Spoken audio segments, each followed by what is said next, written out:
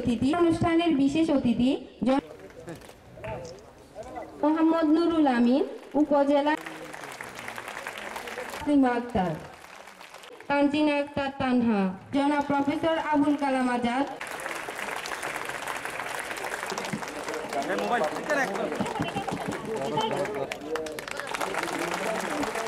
পূর্বেও যারা জেলা প্রশাসকের দায়িত্ব ছিল কুদ্দুস স্যার এবং আমাদের হুমায়ুন কবির খন্দকার স্যারও আমাদের এই অনুষ্ঠানে অংশগ্রহণ করেছিল।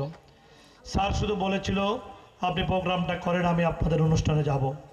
ফেনীর এত নামি দামি অনেকগুলো স্কুল রয়েছে, ইচ্ছে করলে আজকের অনুষ্ঠানের প্রধান অতিথি সেই স্কুলটিতে সময় দিতে পারতেন। আজকে আমাদের এখানে দিনব্যাপী সময় দিবেন।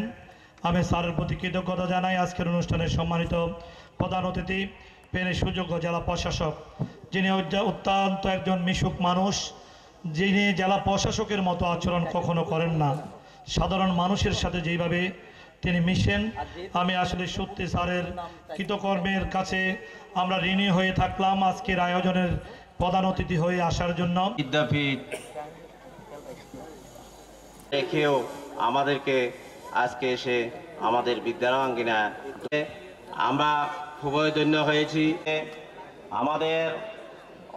আমার কাছে কেন যেন মনে হয় ফেনী জেলার মধ্যে এই বই উৎসবটাকে সবচেয়ে বর্ণাঢ্য এবং বর্ণিল করার যিনি করেন তিনি হচ্ছে আপনাদের এই স্কুলের সভাপতি। এখানে উনি ইউনো মহোদয়, শিক্ষা কর্মকর্তা। বই বিতরণ উৎসব সারা দেশব্যাপী এবং সারা দেশে আজকে কোটি কোটি বই বিতরণ হয়েছে। সম্মানিত প্রধান অতিথি আমাদের জেলা প্রশাসক মহোদয়, কিন্তু বালিগাঁও স্কুলের মতন যে সভাপতি যে সুন্দর একটা পরিবেশ লেখাপড়া করে দিয়েছে, বই নিয়ে যে উৎসব হতে পারে এরকম কোনো ধারণাই কিন্তু আমাদের শৈশবে ছিল না।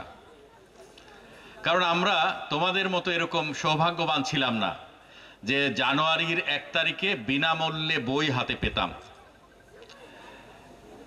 আসলে বাংলাদেশ যে অনেক এগিয়েছে, বাংলাদেশ যে এখন উন্নয়নের একটি রোল মডেল, তার কিন্তু একটি সূচক এই 1 তারিখে, জানুয়ারির 1 তারিখে প্রায় 33 কোটি ছেলে মেয়ের হাতে 33 কোটি বই ছেলে মেয়েদের হাতে পৌঁছে দেওয়া। আমি জানি না এই ধরনের কোনো পরিসংখ্যান কোনো পৃথিবীর কোনো দেশে আছে কিনা।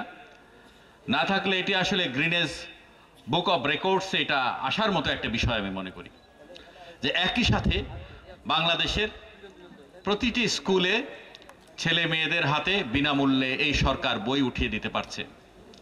আসলে ধন্যবাদ না দেন এবং কৃতজ্ঞতা আসলে জানাতেই হয় এই যার নির্দেশনায় মাননীয় প্রধানমন্ত্রীর আসলে এটি একটি ম্যান্ডেট। উনি বলেছেন যে জানুয়ারির 1 তারিখে শিশুদের হাতে বই তুলে দিতে হবে এবং সেটি আসলে সফল হয়েছে। এটা একটি অত্যন্ত ভালো উদ্যোগ, দূরদর্শী উদ্যোগ। এই দেশের সন্তানদের, এই দেশের ছেলে মেয়েদেরকে আগামী দিনের সুনাগরিক হিসেবে গড়ে তোলার জন্য। বাংলাদেশ 2021 সালের মধ্যে মধ্যম আয়ের দেশ, 2041 সালে আমরা উন্নত দেশ। তাহলে সেই মধ্যম আয় বা উন্নত দেশের নাগরিকের কি চেহারা হওয়া উচিত, তার কি আচরণ হওয়া উচিত, তার জ্ঞানের পরিধি কতটুকু হওয়া উচিত, আসলে সেটা উপলব্ধি করেই কিন্তু আমাদের পড়ালেখা করতে হবে।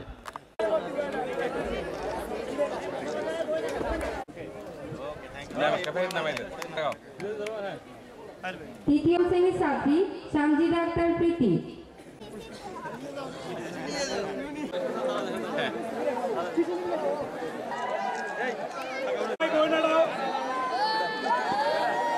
আহমদ তৃতীয় শ্রেণীর ছাত্রী সরকারি প্রাথমিক বিদ্যালয়ের প্রথম